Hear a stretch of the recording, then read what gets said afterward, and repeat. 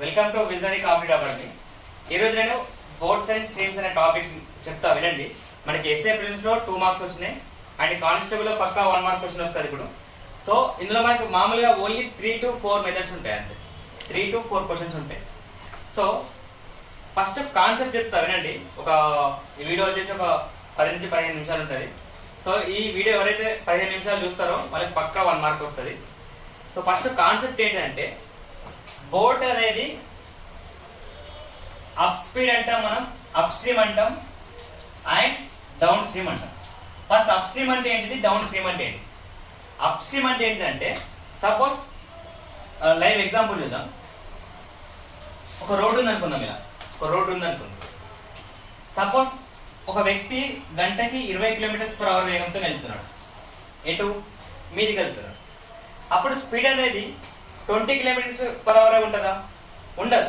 ఎందుకంటే మనం ఎప్పుడైనా కానీ ఈ వాల్ మీద ఎక్కేటప్పుడు సమ్ ఫోర్స్ అనేది మనకి కిందికి లాగుతూ ఉంటుంది.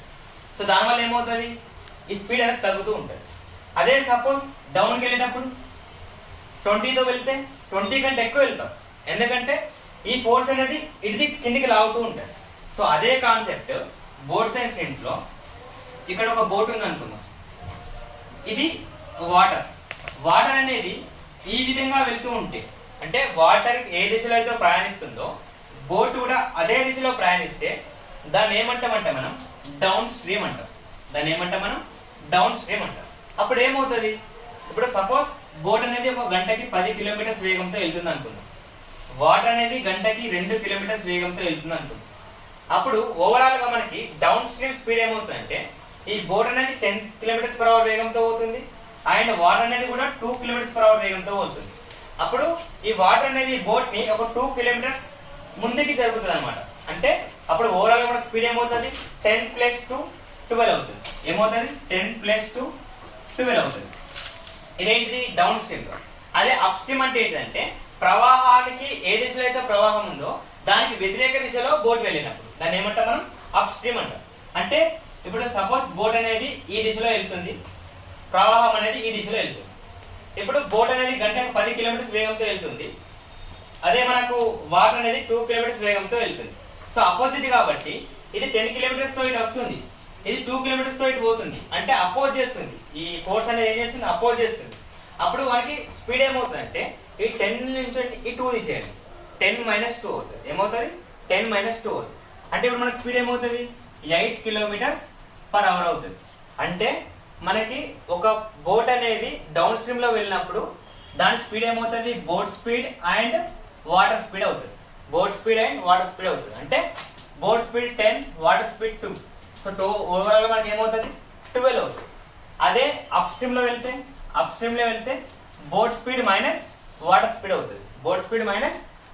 అవుతుంది. అప్పుడు మనకు దాని స్పీడ్ ఏమవుతుంది, 10 - 2 ఎంత అవుతుంది, 8 అవుతుంది. ఓకేనా, దిట్ ఈస్ ద వన్ కేస్. ఏంటిది, మనకి ఎప్పుడైనా కానీ బోట్ స్పీడ్ వాటర్ స్పీడ్ ఇచ్చినప్పుడు అప్ స్ట్రీమ్ ఏమవుతుంది, డౌన్ స్ట్రీమ్ ఏమవుతుంది అనేది ఈ విధంగా అవుతుంది. ఒకవేళ క్వశ్చన్ మనకి ఏమవుతుందంటే, వాడు అప్ స్ట్రీమ్ ఇస్తాడు, డౌన్ స్ట్రీమ్ ఇస్తాడు. ఏమిస్తాడు, అప్ స్ట్రీమ్ ఇస్తాడు, డౌన్ స్ట్రీమ్ ఇస్తాడు. అంటే ఈ 8 km/h వేగం ఇస్తాడు అండ్ ఈ 12 km/h వేగం ఇస్తాడు. మనం ఏం కనుక్కోమంటాడంటే, బోట్ స్పీడ్ కనుక్కోమంటాడు అండ్ వాటర్ స్పీడ్ కనుక్కోమంటాడు. సో ఇప్పుడు ఏ విధంగా వేయాలి చూడండి. మనకి సపోజ్ క్వశ్చన్ లో డౌన్ స్ట్రీమ్ ఏమో గంటకి 12 km/h అండ్ అప్ స్ట్రీమ్ ఏమో గంటకి 8 km/h. ఇప్పుడు మనకి బోట్ స్పీడ్ ఎంత, వాటర్ స్పీడ్ ఎంత?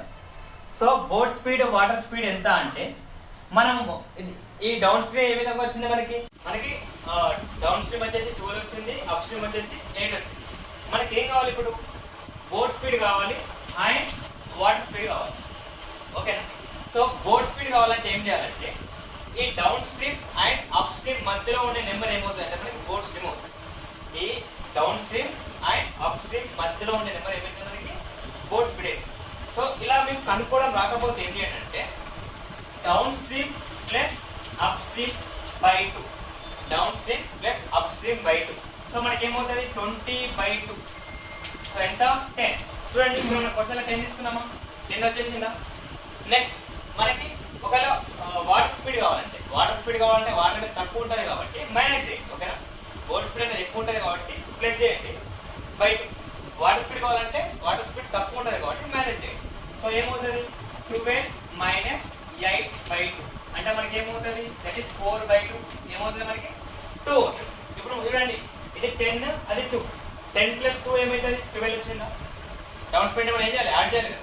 అదే అప్ స్ట్రీమ్ అంటే 10 - 2 8 వచ్చిందా. ఓకేనా. సో ఇది ఒక్కటి అర్థమైతే ఈ కోర్స్ సైన్స్ మీకు అయిపోయినట్టే. పక్క మీకు 1 or 2 మార్క్స్ అనేది మీ చేతిలో ఉండండి. ఇప్పుడు ఈ నెక్స్ట్ వీక్ మీరు రాసే కానిస్టేబుల్ ఎగ్జామ్ లో పక్క 1 మార్క్ వస్తుంది. ఓకేనా. ఓకే ఈ క్వశ్చన్ చూడండి. క్వశ్చన్ ఏమి ఇచ్చారంటే ఒక బోట్ అనేది అప్ స్ట్రీమ్ లో సర్టెన్ డిస్టెన్స్ వెళ్ళడానికి 8 గంటల 45 నిమిషాలు టైం పట్టింది. అండ్ అదే డిస్టెన్స్ ని డౌన్ స్ట్రీమ్ లో వెళ్తే 4 గంటల టైం పట్టింది. సో మన క్వశ్చన్ ఏమన్నా అంటే the ratio between the boat speed and water speed. Boat యొక్క స్పీడ్ కి మరియు వాటర్ యొక్క స్పీడ్ కి మధ్య రేషియో అడిగారు. సో మనకి స్పీడ్ కావాలి కదా. స్పీడ్ కావాలంటే మనకి ఎప్పుడైనా టైం ఇచ్చినప్పుడు స్పీడ్స్ ఏ విధంగా ఉంటాయంటే వాటికి విలోమానుపాతంలో ఉంటాయి. అంటే ఇన్వర్స్లీ ప్రపోర్షనల్ గా ఉంటాయి. సపోజ్ ఇక్కడ మనకి ఏమి ఇచ్చిండు టైం ఏమి ఇచ్చిండు 8 hours 48 minutes. 8 hours 48 minutes మనం ఏం రాసుకోవచ్చు మినిట్స్ లో ఇచ్చింది కాబట్టి అవర్స్ లో రాసుకోవాలంటే 48/60 అని రాసుకోవచ్చు కదా. 48/60 అని రాసుకోవచ్చు. సో 12 4 12 అయింది. ఓకేనా. 12 4 12 5 ఈ ఇంకోటి ఎంత మనకి 4 hours. ఓకేనా. ఇవేంటి మనకి టైం. సో స్పీడ్ ఏమవుతుందంటే ఇన్వర్స్ లో అవుతుంది అంటే ఆపోజిట్ అవుతుంది. సో ఇది ఏమవుతుంది ఇది 4 అవుతుంది. ఇదేమవుతుంది 8 4/5 అవుతుంది. 8 4/5 అవుతుంది. ఈ 8 4/5 ఏం రాసుకోవచ్చు 5 × 8 40 40 + 4 ఎంత 44. సో 44/5 సో మనకి రేషియో కాబట్టి 5 తీసుకెళ్ళండి. అప్పుడు ఏమవుతుంది 20:44 ఇది కొట్టేస్తే మనకి ఏమవుతుంది 4 5 4 11. ఈ 5:11 అనేది మనకి ఇదేమో డౌన్ స్పీడ్ ఇదేమో అప్ స్ట్రీమ్. ఓకేనా. ఇదేంటిది డౌన్ స్ట్రీమ్ యొక్క స్పీడ్, ఇదేంటిది అప్ స్ట్రీమ్ యొక్క స్పీడ్. మనం ఏం అడిగిండు only boat speed and water speed అడిగిండు. ఓకేనా. సో మనకి డౌన్ స్పీడ్ అప్ స్ట్రీమ్ వస్తే మనకి బోట్ స్పీడ్ వాటర్ స్పీడ్ ఎలా అనుకోవాలి ఎంతమంది చెప్పుకున్నాం కదా. ఏమని చెప్పినాం బోట్ స్పీడ్ కావాలంటే ఏం చేయాలి మనం down speed plus up speed by 2 plus చేయాలి. అప్పుడు ఏమవుతుంది 11 + 5/2 అంటే ఎంత 16/2. సో ఇది ఏమవుతుంది మనకి 8 అవుతుంది. ఓకేనా. అండ్ మనకి వాటర్ స్పీడ్ కావాలంటే ఏమని చెప్పినా ఇది మైనస్ ఇది బై 2. సో 11 - 5/2. సో మనకి ఏమొస్తుంది 6/2 అంటే ఎంత 3. సో మనకి ఏమొచ్చింది ఇక్కడ బోట్ స్పీడ్ 8 వచ్చింది, వాటర్ స్పీడ్ 3 వచ్చింది. మన క్వశ్చన్ ఏమడిగిండు ratio between the boat speed and water speed. So boat speed ఎంత మనకి 8 ఈస్ట్, వాటర్ స్పీడ్ ఎంత మనకి 3. సో మనకి ఆన్సర్ ఏంటి 8:3. స్టార్ట్. ఓకే నెక్స్ట్ క్వశ్చన్ చూద్దాం. క్వశ్చన్ ఏమి ఇచ్చారంటే బోట్ స్పీడ్ అనేది 15 km/h. మనకి ఏమి ఇచ్చారు ఓన్లీ బోట్ స్పీడ్. నిశ్చల నీటిలో పడవ వేగం 15 km/h. అయితే డిస్టెన్స్ అనేది 30 km. A to B అనేది 30 km. మొత్తం టోటల్ గా టైం 4 hours 30 minutes పట్టింది. అంటే ఒక సర్టెన్ డిస్టెన్స్ 30 km అనేది వెళ్ళి రావడానికి A to B వెళ్ళడానికి మళ్ళీ B to A రావడానికి టోటల్ గా ఎంత పట్టింది 4 hours 30 minutes టైం పడితే మన క్వశ్చన్ ఏమైనా వాటర్ స్పీడ్ ఎంత అని అడిగింది. ఓకేనా. సో ఇట్లాంటి క్వశ్చన్ మనకి SI ప్రిలిమ్స్ లో వచ్చింది. సో మంచిగానండి. మనకి టైం ఈక్వల్ ఏమవుతుంది time equal to distance by speed అవుతుంది. మనకి టైం ఇచ్చింది కదా 4 hours 30 minutes అని ఇచ్చింది. ఓకేనా. సో అదే ఫాలో అవుతుంది. సో మనకి డిస్టెన్స్ ఇచ్చింది కదా ఎంత 30 km అని ఇచ్చింది. ఎంత ఇచ్చిండు 30 అని ఇచ్చింది. సో 30 ఫస్ట్ ఏంటిది మనకి టూ స్పీడ్స్ ఉంటాయి. ఒకటి ఏంటిది డౌన్ స్పీడ్, ఒకటి ఏంటిది up speed. So down speed ఏమవుతుంది మనకి పడవ వేగము మరియు వాటర్ వేగం అవుతుంది. సో అప్ స్పీడ్ ఏమవుతుంది పడవ వేగము మైనస్ వాటర్ వేగం అవుతుంది.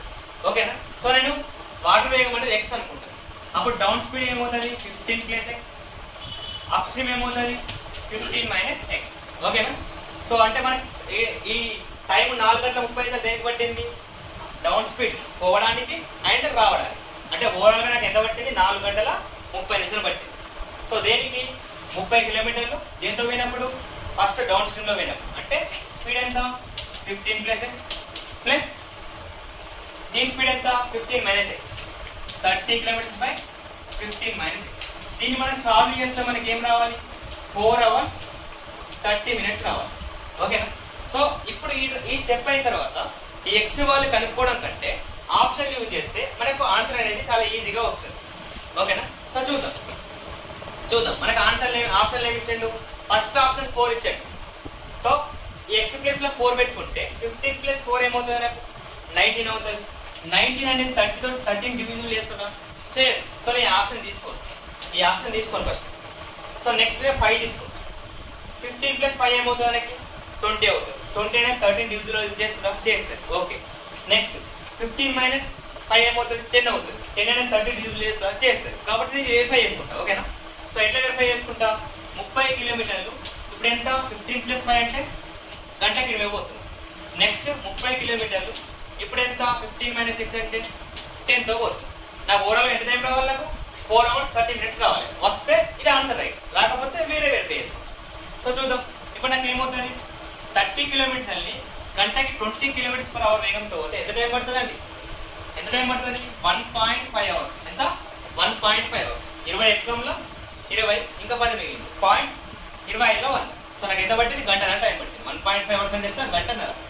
నెక్స్ట్ 30 కిలోమీటర్లు గంటకు 10 పోతుంది. సో ఇప్పుడు టైం ఎంత పడుతుంది ఇక్కడ 3 hours పడుతుంది. 10 ముళ్ళు ఎంత 30. సో ఇక్కడ 3 hours ఇక్కడ 1.5 గంటల మొత్తం నాకు ఓవరాల్ ఎంత టైం పట్టింది 4 గంటల 30 నిమిషాలు పట్టింది. సో మన క్వశ్చన్ ఏమన్నాడు 4 గంటల 30 నిమిషాలు అన్నాడు కదా. సో ఇది మ్యాచ్ అయ్యింది కదా. సో నాకు ఆన్సర్ ఏంటిది ఇది. సో ఇలా చేస్తే నీకు చాలా ఈజీగా వస్తుంది. అలా కాకుండా నేను నెక్స్ట్ ఫైండ్ అవుట్ చేస్తా ఇవన్నీ రిలేషన్ తీసుకుంటా అంటే చాలా టైం పడుతుంది.